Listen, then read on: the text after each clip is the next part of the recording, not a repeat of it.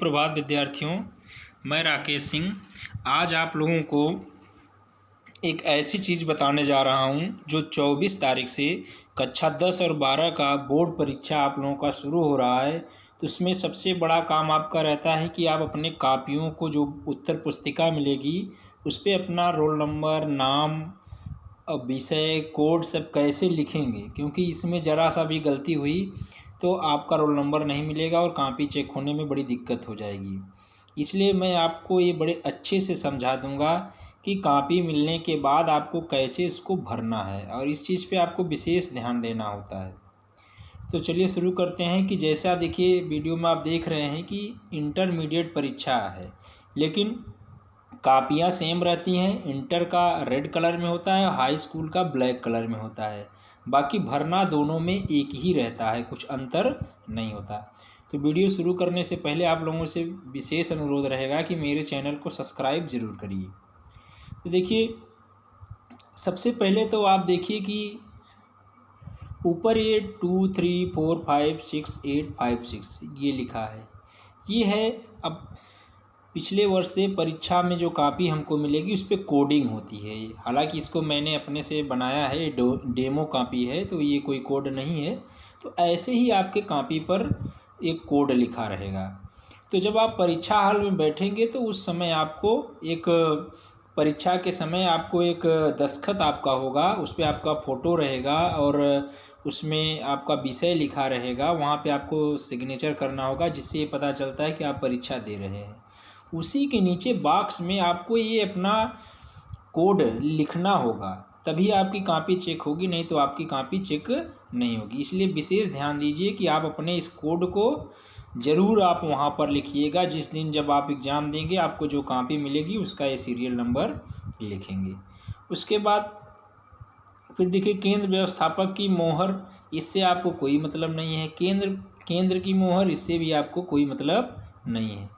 परीक्षार्थी उत्तर पुस्तिका के किसी भाग में अपना नाम न लिखें। ध्यान दीजिए कि जो आपको कॉपी मिलेगी वहाँ पर आपको किसी भी जगह पे आपको अपना नाम नहीं लिखना होता। कहीं भी नाम लिखने के लिए जगह भी नहीं बना होता, तो वहाँ आपको अपना नाम नहीं लिखना होता।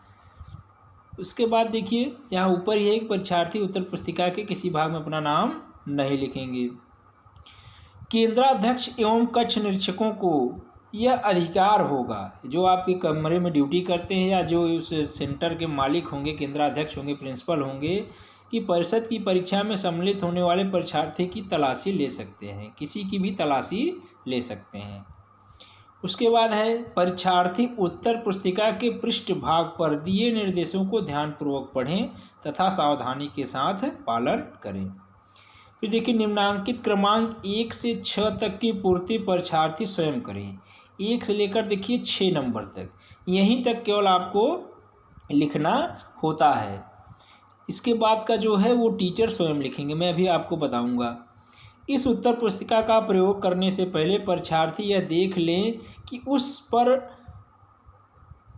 वही वर्ष प्रच्छिद्रित है, अर्थात वही वर्ष लिखा है कि कोई दूसरा वर्ष तो नहीं लिखा है जिस वर्ष में वो परीक्षा दे रहा है, अर्थात कॉपी पर वही वर्ष लिखा है कि दूसरा वर्ष तो नहीं लिखा है। हालांकि इस पर विशेष ध्यान नहीं देना है क्योंकि हर साल नई कॉपियाँ आती हैं। आगे देखिए कि परीक्षार्थी सभी प्रविष्टियाँ शुद्ध एवं स्पष्ट रूप से स्वयं भरें। अब ध्यान दीजिए, सबसे पहले क्या है, अनुक्रमांक है आपका। तो अनुक्रमांक जो आपका रोल नंबर होता है वो मिला रहता है कि देखिए जैसे 2 3 4 5 6 7 7। हाँ, तो ये आपका अनुक्रमांक हो गया। इसको पहले आपको अंकों में लिखना होता है, साफ साफ एकदम अंकों में लिखना होता है। यही मेन होता है, क्योंकि यहाँ आप गलती करेंगे तो आपकी कॉपी चेक नहीं हो पाएगी। उसके बाद इसको आपको इकाई, दहाई, सैकड़ा, हज़ार, लाख में कन्वर्ट कर लेना होता है। तो ये हो गया आपका। फिर अब देखिए, परीक्षार्थी अनुक्रमांक शब्दों में लिखें। तो क्या है हमारा कि 23,45,677।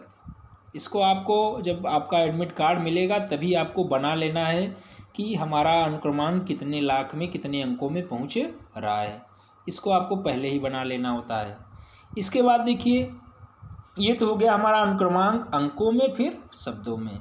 फिर आ गया है विषय। विषय में देखिए सामान्य हिंदी, मान लीजिए हिंदी जिसका रहेगा, जैसे कक्षा 10 के परीक्षार्थी दे रहे हैं तो उनको केवल हिंदी लिखना होगा, क्योंकि इंटर में दो तरह की हिंदी होती है, साहित्यिक हिंदी और सामान्य हिंदी। तो मैं इंटर की कॉपी से बता रहा हूँ, सेम रहेगा सबका, तो उनको केवल हिंदी लिखना होगा। 24 तारीख को हिंदी ही है। और तो ये इंटर का है। सामान्य हिंदी, जिनका साहित्यिक हिंदी होगा वो साहित्यिक हिंदी भरेंगे। फिर अगला देखिए केवल प्रश्न पत्र। केवल प्रश्न पत्र का मतलब होता है कि पहले एक सब्जेक्ट का 2 पेपर होता था, लेकिन अब हर सब्जेक्ट का केवल 1 पेपर हो गया है, इसलिए केवल लिखा जाता है कि केवल एक ही प्रश्न पत्र होगा, इसका 2 पेपर नहीं होगा। यहाँ भर देना है आपको प्रश्न पत्र। विषय में सामान्य हिंदी, प्रश्न पत्र में केवल प्रश्न पत्र। फिर आगे देखिए प्रश्न पत्र पर अंकित संकेतांक। प्रश्न पत्र पे अंकित संकेतांक, तो जो आपको ये खाली रखना होगा ये बॉक्स, जब आपको पेपर मिलेगा तो पेपर के ऊपर लिखा रहेगा संकेतांक। तो जो भी लिखा रहेगा, ये तो मैंने डेमो के लिए बनाया है, तो 936 HE, तो जो उसमें जैसे लिखा रहेगा वो पेपर देखेंगे आप और उसको यहाँ पर इस बॉक्स में लिख देंगे। इसके बाद देखिए अगला है कि परीक्षा का दिन। तो परीक्षा का दिन तो 24 मार्च को बृहस्पतिवार पड़ रहा है, तो यहाँ परीक्षा का दिन बृहस्पतिवार लिखेंगे हम। फिर देखिए परीक्षा तिथि एवं पाली। तो पहले क्या पूछ रहा है, तिथि, तो 24 तारीख लिखेंगे, 24/3/2022। पाली का मतलब होता है कि सुबह परीक्षा हो रही है कि दूसरी टाइम। तो आप पाली तो यहाँ लिखा है, चाहे तो आप द्वितीय पाली पूरा लिख सकते हैं, चाहे आप तृतीय लिख सकते हैं। सुबह दे रहे हैं तो प्रथम लिख सकते हैं और पाली भी लिख सकते हैं, पाली नहीं लिखेंगे तब भी चलेगा। उसके बाद देखिए यहाँ है केंद्र का नाम।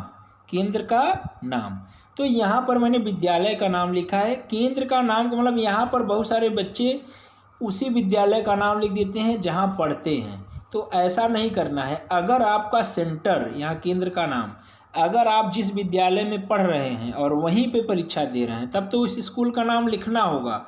नहीं तो मान लीजिए आप किसी दूसरे विद्यालय में पढ़ रहे थे और आपका सेंटर किसी दूसरे विद्यालय में गया है, तो जिस विद्यालय में आपका सेंटर गया है, जहां आप, सीधी सी बात है कि जहां आप बैठ के परीक्षा दे रहे हैं, जिस भी स्कूल में बैठ के परीक्षा दे रहे हैं, केंद्र का नाम में उसी स्कूल का नाम लिखना होगा, न कि आप जहां पढ़ रहे थे।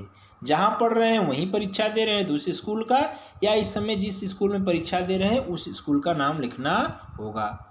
इसके बाद देखिए बाकी चीज़ें हैं। कक्ष निरीक्षक भरें, अर्थात ये परीक्षा कक्ष संख्या, ये लाइन हो गई।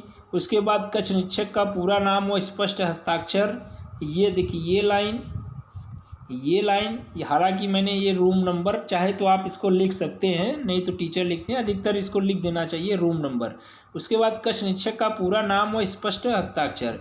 यहाँ जो आपके कमरे में ड्यूटी कर रहे हैं, कक्ष में जो ड्यूटी कर रहे हैं, जो आपको पेपर कॉपी देंगे वो काम करेंगे। इसके बाद दिनांक, यहाँ भी जो टीचर ड्यूटी कर रहे हैं वही आपको, यहाँ पर ये 3 कॉलम उनके लिए है। रूम आप लिख सकते हैं, इसमें दिक्कत नहीं, लेकिन एक कक्ष निरीक्षक का पूरा नाम व स्पष्ट हस्ताक्षर और दिनांक, ये सारी चीज़ें आपको नहीं लिखनी होती हैं।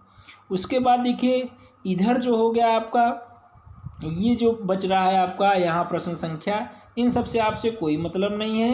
परीक्षक का पूरा नाम एवं स्पष्ट हस्ताक्षर, यहाँ से भी आपको कोई मतलब नहीं है। ये जब आपकी कॉपियाँ चेक होती हैं उस समय ये कॉलम यूज होते हैं, तो यहाँ आपको कुछ नहीं करना होता है। तो ध्यान रहे कि आप लोगों को ऐसे ही अपने कॉपियों को भरना होगा। ये एक डेमो है, केवल आपको सिखाने के लिए मैंने बताया है। इंटरमीडिएट लिखा है, लेकिन आपको इस पर हाई स्कूल और इंटर की दोनों की सेम कॉपियाँ रहती हैं।